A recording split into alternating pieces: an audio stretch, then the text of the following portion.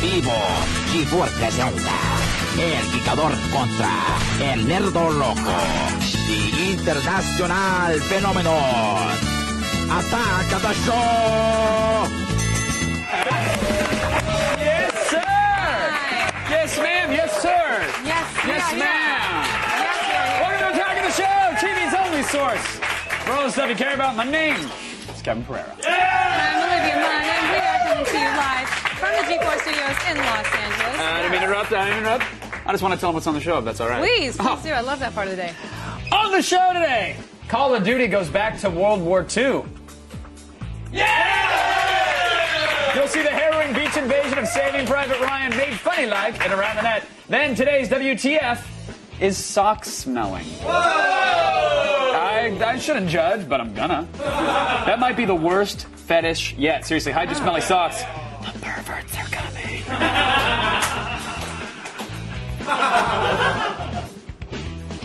Plus, this week's MMA Chokehold will preview UFC 106. Blair Butler and Nate Corey will handicap Tito Ortiz versus Forrest, Griffin 2. And we saved the best for last. Sean Hannessy will be here to talk about his new movie, Bad Lieutenant, Port of Call in New Orleans. I love that guy.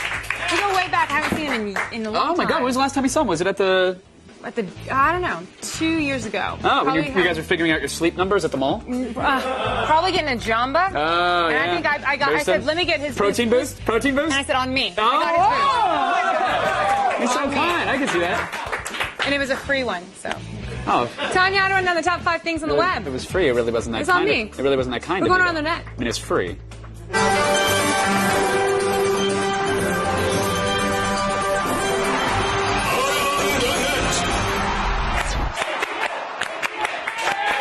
Coming in at number 5 today. This is more fun with allegedly drunk Russians, but I don't know what the allegedly is. Like, are they allegedly Russian? Because if they're Russian, they're drunk. Okay, so lately, Eastern Europe has provided us with many delightful clips, including Drunk Man and Bag. Oh, I loved it. Also, Passed Out Guy Humped by Dog. I love that one. I love the part where the guy's passed out and the dog's just humping. Yes. That's the best part. That was my favorite part. But now we have to thank Mother Russia for throwing a seesaw into the mix. Well, Russian. What?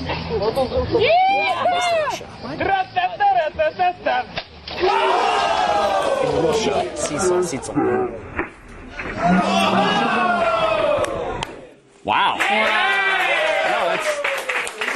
I don't know why we're applauding. That's really sad. Russia's Olympics gymnastics program is really falling on hard times. I wouldn't clap for that. That's right. Because in Russia, seesaw sits on you. Can we just stop for a second? I just want you to know. I've been practicing my Russian for about 10 minutes. You even asked how to say it during the clip, and it still sounded like... Somebody said, in Russia, seesaw sits on you. It sounds like... What is it? I feel like I'm at P.F. Chang's hearing my order back or something. Like, tell me... You want seesaw? Sits on you. What's Russian? You do it. In Russia. Oh, in Russia. I know, I was just like... Yeah, you keep it. In Russia, seesaw sits on you. Let's move on to the next one. I swear. Moving on. Let's just get it going. All right. Today's number 4, Olivia. I don't want to talk anymore. No, do it in a Russian accent. It'll be great. No. Come on, you got it. No. Come on, Ruski. In today. I'm just Marcos. Yeah, exactly. In today at number 4 is more hilarity. He talks too much. It's in my head. Get his accent in. This is courtesy of that old laugh riot, World War II. Yeah. Oh, we have to give credit to ATN vet Peter Serafinowicz for mashing up Spielberg's ultra-realistic Veterans Day staple Saving Private Ryan with Call of Duty as seen on Xbox Live. Let's do it. What are we playing? Oh, right, okay, so it's me, Hench, Peter and Phoebe, yeah? Keep those accents clear! Keep those accents clear! See you on the beach!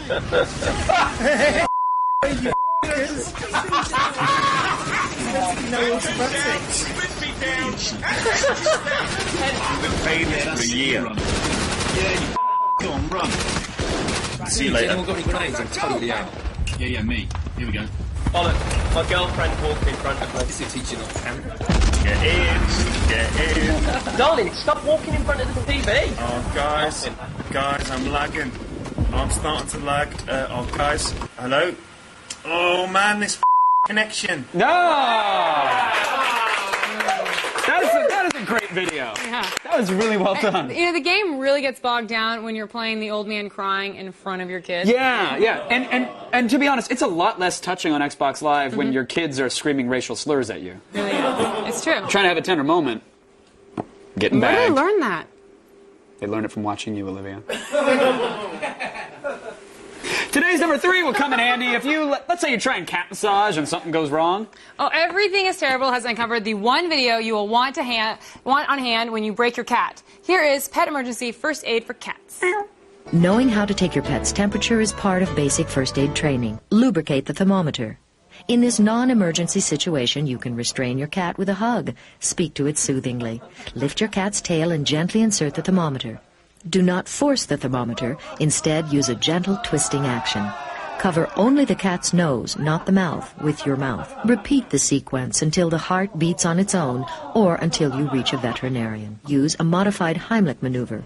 Make a fist and press inward and slightly upward. Then take the animal to a veterinarian, holding a cold pack on his head en route. Review this videotape every few months and call your veterinarian with any questions.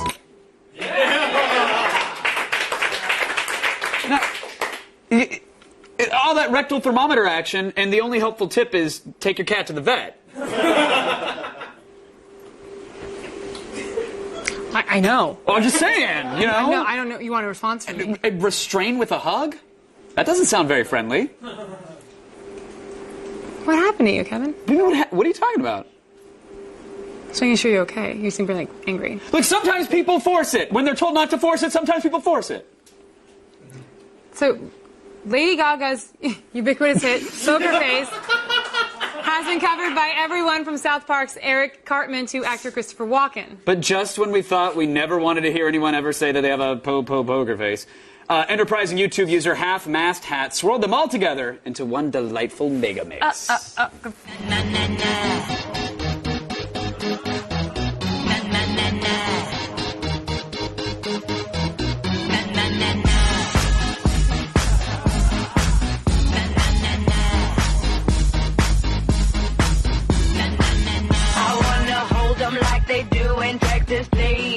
Fold them, let them hit me, raise it, baby, stay with me, I love it. I'll get him high, show him what I got. Can't read no, I can't read him off the poker face. She's got that look nobody. Can't read no, I can't read him off the poker face. She's got that look nobody.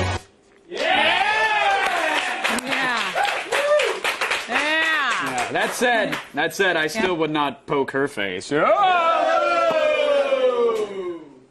Why would you just admit that you would? You would totally hit that? You would! Well, because I'm worried about what she's going to have on the flop. Oh, zing bang! What? Poker and a penis joke. Still ahead, we declare a fatwa on our terrible #1 around the net. It's time to mobilize our online troops and storm the beaches of YouTube. We're looking for you guys. We need you guys. We're asking for you guys to help us. Prepare to deploy in a minute. Stay tuned. See you on this side.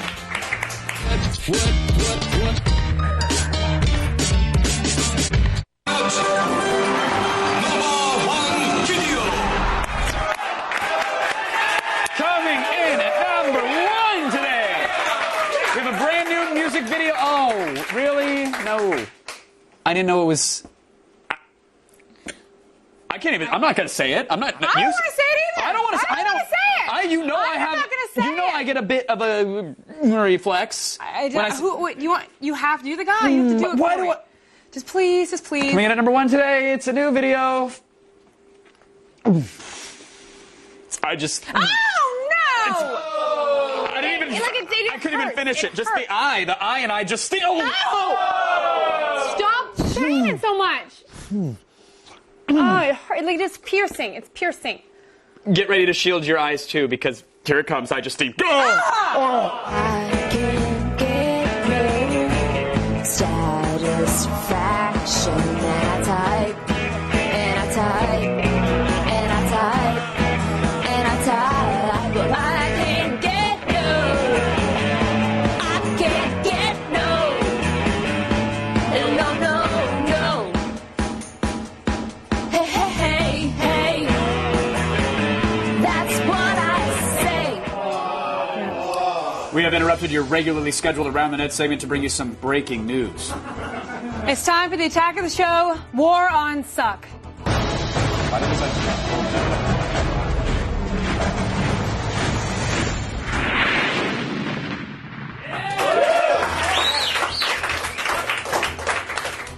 Dateline, November 16th, 2009.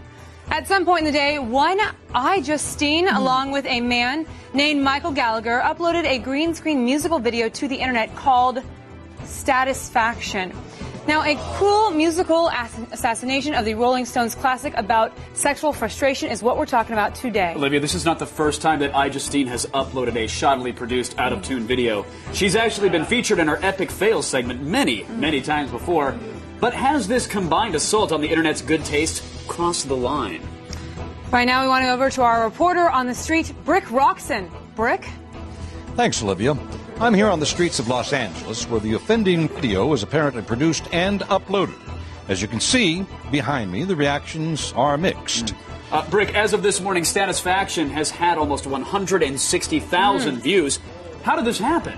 Well, we can assume that some sort of unholy deal with the YouTube devil is going on, or that people were just so happy to see a clip that wasn't some European soccer game, they were all duped into clicking. Well, what has the reaction been so far? Yeah. As one can imagine, this awful cover of one of the greatest rock songs of all times led mostly to critical reception from anyone who doesn't hate music. The fact that it's a very mild joke based on a simple pun has been called unforgivable by some. But some others are more charitable, simply calling it reprehensible. And I just learned moments ago that there was even a power surge here in L.A. when the video was first posted, caused by people ripping their computer power cords out of the outlets in disgust. Wow. Brick, the video itself still has a 5-star rating. What is going on here? Well, if Richard Dawkins was looking for proof God doesn't exist, he found it here. Brick, before we lose you, can you comment about how Justine can be fairly attractive yet simultaneously boner-shattering with her complete lack of talent? Kevin, my manhood Hills has brought it back so far. Brick, I'm sorry. I think we had a little trouble hearing you, Brick. We had trouble hearing you. Apparently, Justine's waste of bandwidth has taken up some of our satellite space. Very sad. Very sad. But the fact of the matter is that she shatters boners and ruins the internet. A slayer of erections, Olivia. And I would never take this stand as a journalist. I don't want to put my personal feelings into this, but I have to make this a call for action, viewers. It is time to tell Justine. It is time to tell Justine enough is enough. We're mad as hell, and we're not going to take her crappy videos anymore. Folks, it's time to take back the internet. As part of our war on suck, we need all of you to go to her video and give it the 1-star rating it deserves. Let's get this video down where it belongs.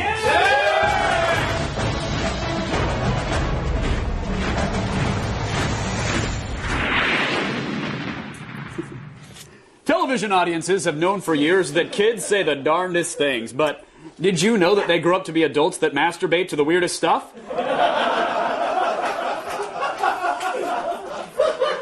Oh, that's right, Kevin. They masturbate to things like socks. Seriously, what the...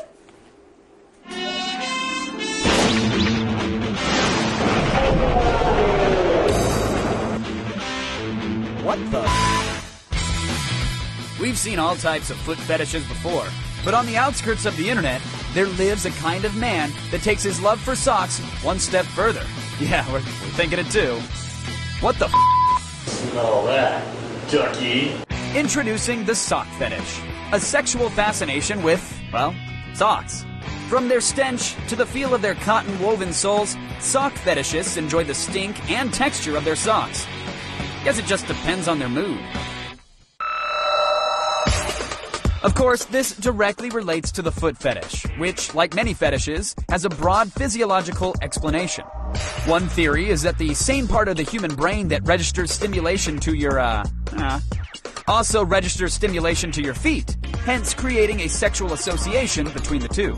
The typical sock fetishist enjoys wearing his socks around the house, massaging the ankles, and rubbing the soles. I did tell you that I am ticklish, right? But the extreme enthusiast likes to drive in his socks and wear multiple layers over his feet. This is why knee-high football socks are so popular. They're thick, protective, and hold up their shin guards very nicely. It's also important to mention the sock fetishist's love for shoes. From work boots to leather loafers, there is nothing like tugging off your footwear after a long day of work and then smelling it? Oh God, no, don't do that! On the internet, the sock fetish is extremely popular, with nearly 4,000 clips on YouTube alone. But there are also websites like Smell Socks and BuyMySocks.com, which cost up to $30 a month for a membership. But the strangest sock clips that we've seen are these videos of people wearing their socks, along with wetsuits and gas masks. We're not even sure why those go together, but whatever floats your boat. So if your love for knee-highs and ankle socks is all but lost in this world of strange fetishes, go ahead and knock your socks off. Just don't mind us when we ask, what the Sniff them socks. Well, the problem is that you get, 3 to 5 uses out of a good one, and no amount of fabric softener is going to bring that thing back from being so stiff. You really just got to call it. It's a loss. That's really not news I really wanted to know from you. Well, I just... Welcome back, America. So Blair Herter's got some news. Blair, Blair's news, go. Yeah. Oh, God.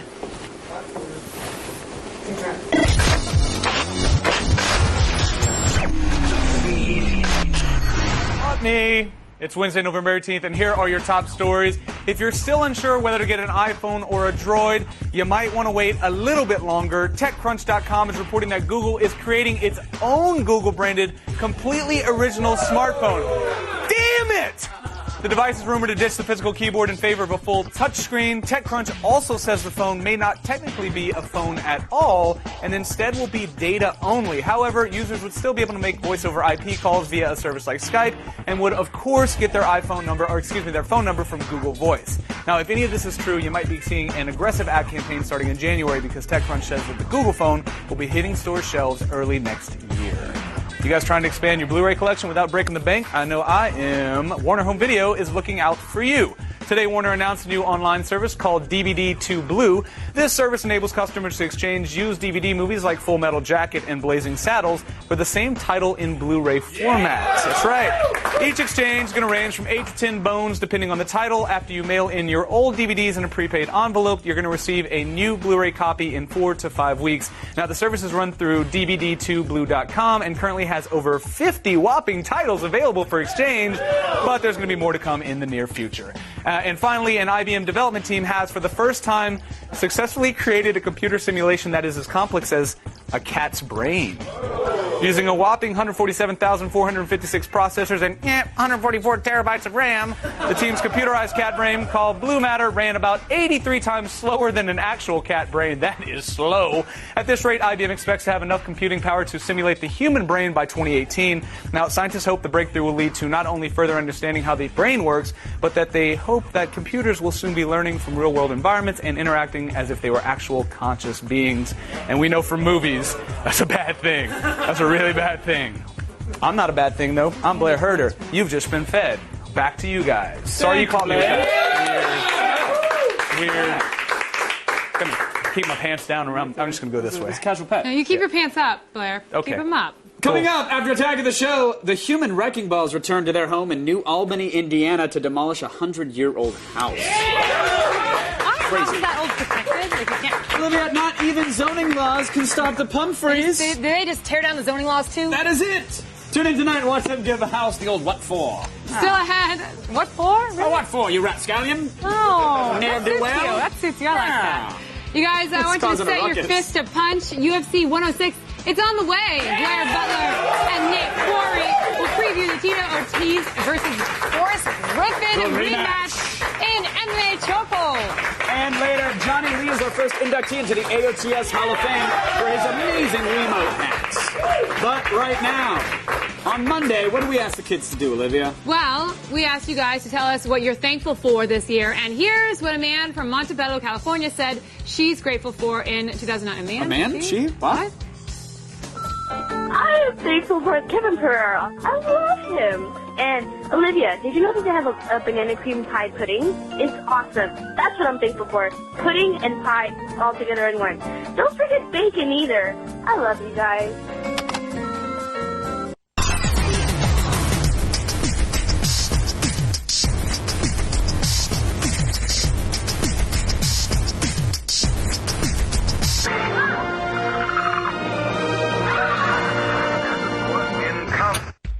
What do you get when you mix Playboy bunnies with an 80s hairband and a group of computer nerds? Hey, look, the chicken car. You get Computer Beach Party. What's the matter? They repossess your car? The 1987 masochist teen comedy involves buried treasure, topless girls, and really bad acting. Could I have a glass of water? You want water? It's inside. Right. Well, if you love beach hotties, idiot lifeguards, and cheesy computer graphics from the 1980s, well then come on, join the party. Helen Turk, let's go crush some heads. Today, ladies and gentlemen, we are actually honoring a man that has made a great contribution to our geeky little world. Yes, please welcome Wiimote hacker Johnny Chung Lee to the AOTS Hall of Fame.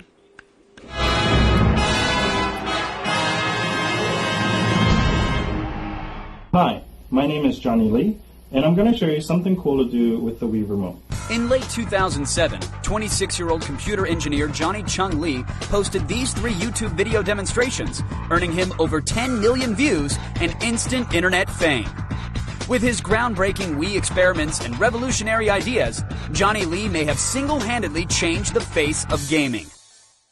Johnny Lee had mostly spent his time working with interface technology while working towards his PhD at Carnegie Mellon University. So he was especially excited when the Wii was announced because the Wii Remote would be the first large-scale consumer product to use an accelerometer for input. To convince his school to buy up a bunch of Wii Remotes to play with, Johnny came up with 3 different projects. For his first Wii hack, Johnny aimed for something simple. What I'm going to show you in this video is how to track multiple fingers in thin air, kind of like how they do in Minority Report, using the Wii Remote. He covered his fingertips with reflective tape and aimed a large array of infrared lights at them. The Wii Remote is basically just a camera that sees infrared light, so it detected the infrared reflection off his fingers and gave instant feedback for their position in space. And to demonstrate the usefulness of the hack, Johnny used some custom PC software to show how he could easily interact with an on-screen object just by moving his fingers. But Lee had even more impressive tricks up his sleeves. For his next hack, Lee turned $60 worth of parts into a functional whiteboard that would otherwise cost over $1,000. If we want to track pens on an electronic whiteboard, all we have to do is create pens that emit infrared light. Lee modded an infrared light into the tip of a plastic pen and pointed a Wii Remote at the projection screen, so it could see and track the infrared light emitted by the pen. This turned the projection into a virtual writable surface. Not only that, the hack also lets the user interact with the computer using the display much like a touchscreen. And when 2 pens are used together, yep, you guessed it, multi-touch. His third and final Wii hack was both brilliant and simple. With another custom application and a handful of modifications, he used the Wii Remote to turn flat 2D graphics into a realistic 3D environment. Now to do this, the computer needs to know the location of your head relative to the screen, and this is called head tracking. He mounted the IR lights to a pair of glasses and placed the Wii Remote in front of the screen. When the user wearing the glasses moves their head, the screen's perspective changes, giving the illusion of 3D without any special hardware. And in the spirit of sharing these low-budget hacks with as many people as possible, Johnny has posted all the software and instructions for running these demos on his site, free of charge. In 2008, thanks to his now famous videos, Johnny scored a gig in Microsoft's development labs working on the Xbox 360's motion sensing Project Natal. And although his ideas haven't made their way into games just yet, it's only a matter of time. So, Johnny Chung Lee, For your game-changing Wii hacks and so many great things to come, Attack of the Show is proud to make you the first inductee into our Hall of Fame. Wow. 10 million hits? 10 million hits and all you have to do is hack a Wiimote or kick someone in the nuts? Aw, thank you, you two. Let's go over to Kevin Pereira. Thanks, Olivia. This Saturday, fists will fly at UFC 106 in Las Vegas. We're going to preview the event right now in our MMA chokehold.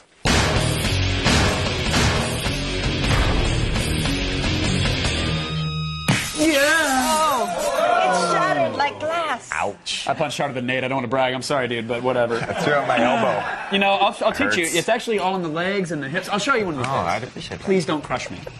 To grapple over the two main events, let's welcome Nate Quarry and Blair Butler, everybody. Thank you for being here, guys. Thank you. Thank you for being here. Let's move right on to the first fight.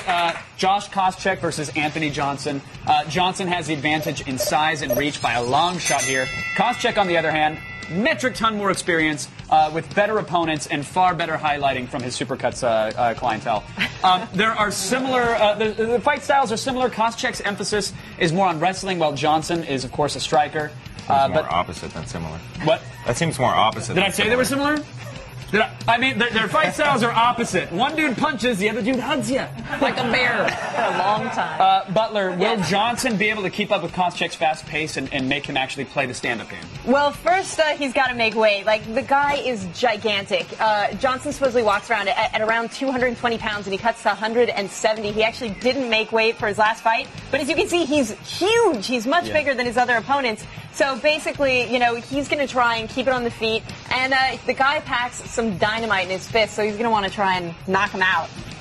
But Nate, is Costcheck going to be able to stay away from Johnson's pretty deadly hands? Costcheck, he needs to move forward. He needs to throw the big overhand right, pressure him with the takedown, get that takedown, ground and pound him. Like you said, Cos, he has a metric ton of experience, as you said. So he's going to be moving forward. When he shoots that double, he drives him through the cage up into the cheap seats. Yeah, and he's fought guys like George St. Pierre, which is no joke. You know, Johnson has not had a lot of, top name people that he's fought. But again, he's been kind of untested, so this will be the big test, I think. Yeah, we've never seen him on the ground, so we don't know what he's got down there. He got submitted by Rich Clemente, so he may not do that well on the ground. All right, well then let's get to the verdicts. And Nate, who are you picking for this fight? I'm going with my boy Costcheck. I think that his experience, his aggressiveness, constantly moving forward, shooting the takedown, he's had some good wars. Johnson, he's untested. All right, what do you think? Is lack of experience normally I would totally go for the experience. Recently, Costcheck got knocked out by a guy named Paulo Thiago. So I think if Johnson can do it in the first round, I think he might actually win. Really? You're thinking Johnson? Oh no, easy! Nate, easy! Okay, I realize that's your opinion, but sometimes opinions are wrong. Blair, throw a chair. Throw a chair through the video wall, because I can't protect you. I'll paper cut. The paper cut just attack. run. Oh, don't do that. That's deep. I like that we get a little disagreement here, finally. But let's go on to the next fight. It's really the main event here. Tito Ortiz versus Forrest Griffin, the big rematch. Both are about the same size, which means apparently, by the pictures are guide, one guy's 3 feet tall and the other guy's 9 feet tall. Forrest does have a little bit of a reach advantage, though. Both have a ton of experience in the UFC, and they're coming off of devastating losses to world champions. Ortiz lost to Machida, Griffin to Silva. They met once before, back in 2006, and that was an absolutely brutal fight. Griffin lost, so everybody's expecting this one to be just as competitive. Nate, do you think, what does Forrest have to do? How has his game plan changed? How can he actually take down Ortiz this time? I think his game plan needs to be exactly the same, which he didn't execute as well in the first fight. He's got to use his reach, he's got to use his footwork, he's got to control the ring, he's got to be able to sprawl. He really showed it the second and the third round of the last fight. He didn't do it in the first round. I scored that fight 10-8 Tito, first round. 10-9 for Forrest the last two. So for me, this is just round 4 of a fight that was a draw. Do you think Forrest was still a little too raw the first time he met with Ortiz, that whole needing to get punched a couple times to even wake up before he realized he was in a match? Well, in between the first and second round, as they were breaking, Forrest looked at Tito and said, after this fight, you will respect me. Forrest has that respect now. He's been a world champion since that. He's got no more UFC jitters. He's going to go in there and do his thing. I just imagine him putting on the shades Cartman style. Respect my thoughts! Butler, Tito hasn't fought in 18 months. Right. He underwent back surgery about a year ago. Do you think he's going to be healthy and ready? Well, I think that's the big question. Tito says that he's at 100%, and he says in the first Forrest Griffin fight, he wasn't. He says he was hurt. So, what he's got to do is go in there and get a takedown early on. But, one of the interesting things about Tito, even, according to him, fighting at half wattage, he still took Lyoto Machida to a decision, which is no joke, because that guy has knocked out people like Rashad Evans and Thiago Silva. So, I think I can't remember the last time Tito finished a fight and said, yeah, no, I was totally 100% for that one. Like, I really can't remember the last time. Well, but he says it's been like 6 years that he's been hurt. So, I mean, if this is really a transformative surgery, then hopefully he'll go in there and take it to the ground and do what he does best. But Nate, very quick, because we're out of time, you can attest, nobody bounces back from back surgery and actually succeeds in fighting, right? That just doesn't happen. I think it would be like a superhuman feat. So Nate, let's say your pick. Who do you take on this one? I'm just leaning towards Forrest on this one, just because of the ring time. He's been in there, he's had the wars, he's coming off of a devastating loss, but I think he's going to bring it and he's going to execute his game plan. All right, Butler, be careful. Tito, don't hit me the next time you see me. Well, yeah, Nate doesn't have a water bottle to throw, and I don't want him hurting any PAs. So who are you picking? Look, I love I love a comeback story, but Forrest has improved dramatically. He's got a great sprawl, and I think everyone wants to know where his head is at after that Anderson Silva fight. I think his head is going to be behind a fist that's coming right at Tito's face. So I think Forrest is going to win, actually. 2 picks for Griffin. No, I'm not scared He anymore. was just sniffing the Garnier fruit teeth. I cry when I'm wrong. It's all bravado. No. Well, we'll find out who's wrong and who's right this weekend at UFC 106. I'm right. Again, huge thanks to Nate and Blair for being here. Thank you guys very much for coming on. And now we'll give the TKO to Olivia. Thanks, guys. Stay tuned. Sean Hannessy from the sequel to Bad Lieutenant is here. First, let's find out what you're thankful for. Here's another special message from one of our fans. Hello there, Mayor. I am thankful for finally being able to grow a beard. I've always wanted to, and now that I'm 17, woohoo, I can do it. Yay for me. Happy Thanksgiving. Goodbye. En vivo, G4 presenta El Gigador contra El Nerdo Loco. We'll be right back.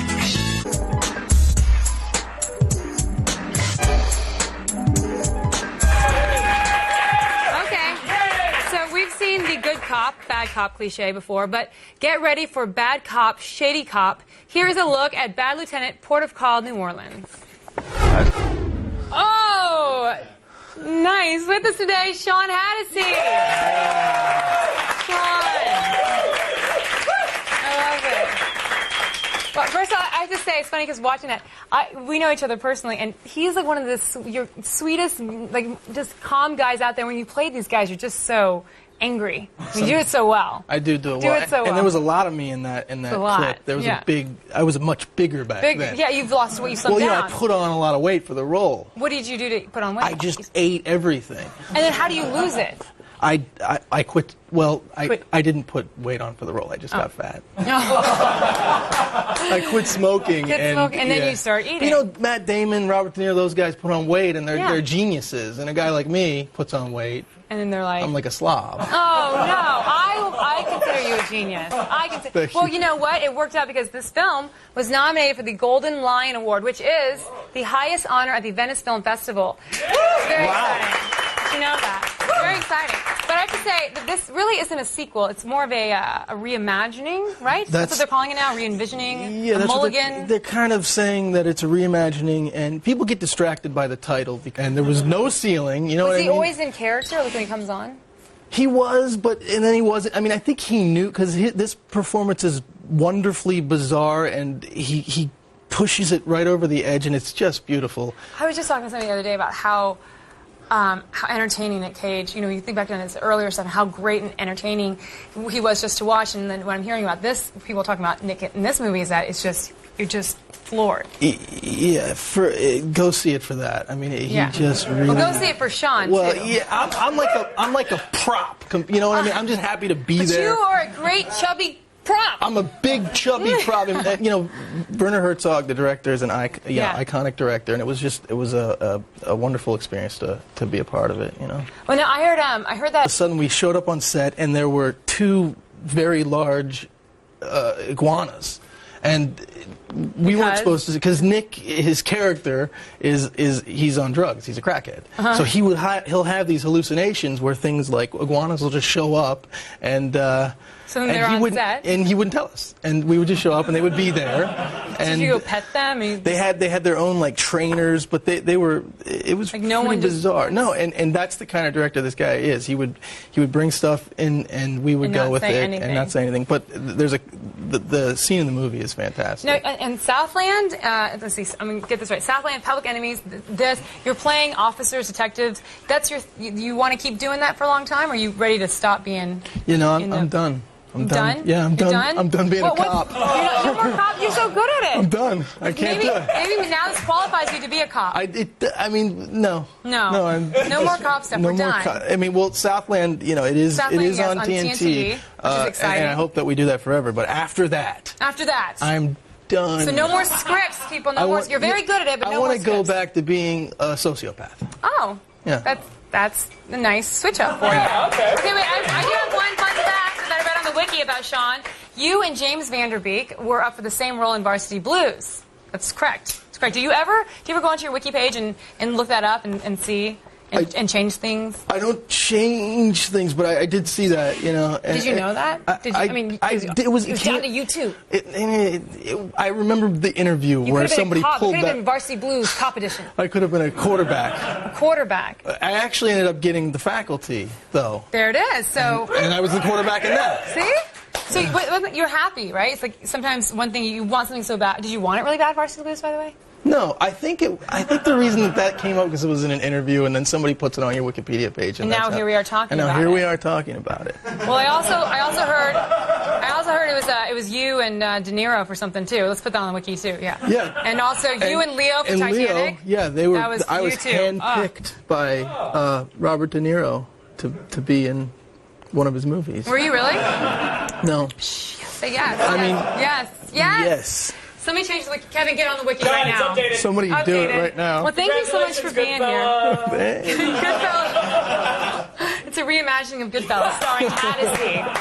Sean, I love all of your work, and you're such a great guy. I'm so excited to see all this stuff happening for you. Everybody, make sure you go see Bad Lieutenant, Port of Call, New Orleans. It opens the theaters this Friday. And the drama series Southland is now airing on TNT in January of 2010. Funny thing, he plays a cop. What? Never seen it before. Yeah, Never seen it. But thank you so much. Good luck with everything. But right now, Kevin, did you get the wiki? It's updated. De Niro and got it. No, Casino 2. He's in. Done. Awesome. Break Moments is still ahead, everybody. But first, here's another thoughtful Thanksgiving message that a fan left on her answering machine.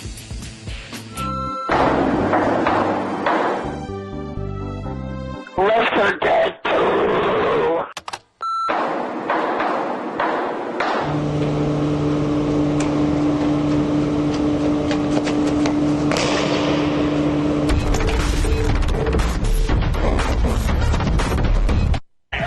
Coming up tomorrow on an all-new AOTS, Musical Playtime will bust out the VCI 100 arcade controller, a custom DJ tool with arcade buttons. Then in Gadgetron, we have the finale of our Pocket Camcorder Showdown as we review the Flip Minnow HD. And then Gillian Jacobs from Community will be here live in studio. See it tomorrow.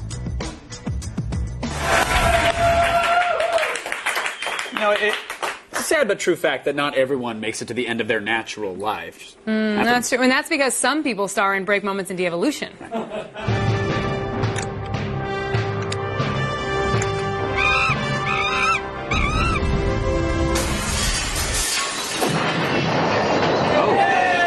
was all me. I went high, you went low. Oh, I didn't even know you did anything. I think you're just like raising the roof or something. What up? Right. Okay, first off, here's some brotherly love. Yeah, and if you actually have a brother, then you know that love really has nothing to do with this.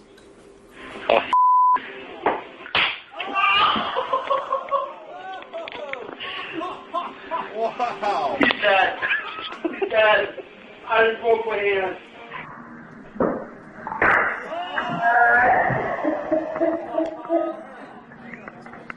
Ow. He's All right, concerned with his let's do it. hand. Let's do it. Oh, really? Yeah. You let me? Yeah. No, stick your face out. No! Come on, we gotta do what they did in the video. No! You look like you were game to do it. I'm going to an event tonight. You can't bruise it. Later tonight, though. Hello. Love bump.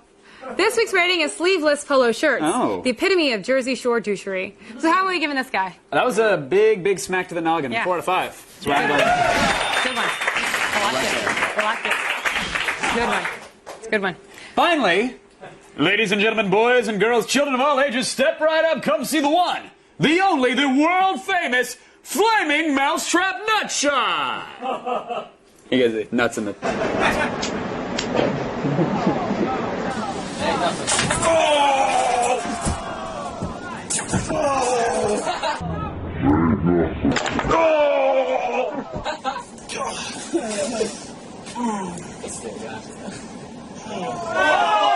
He did it! Yay! Now, how many sleeveless polos do you want to give him? 5. Yeah! Ow!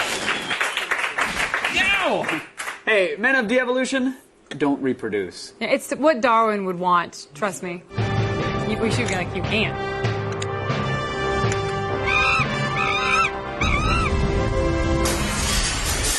All right, I know what you guys want to do. You want to sign up for the Attack of the Show newsletter at the allnewg4tv.com/newsletters to begin receiving more about the stuff that you care about and whatnots. Thanks to Sean Hattasey and Nate Corey and Blair Butler for being here. Stick around. A new episode of Human Wrecking Balls starts right now. This one's a good one. They break stuff. Watch Southland on TNT January 2010.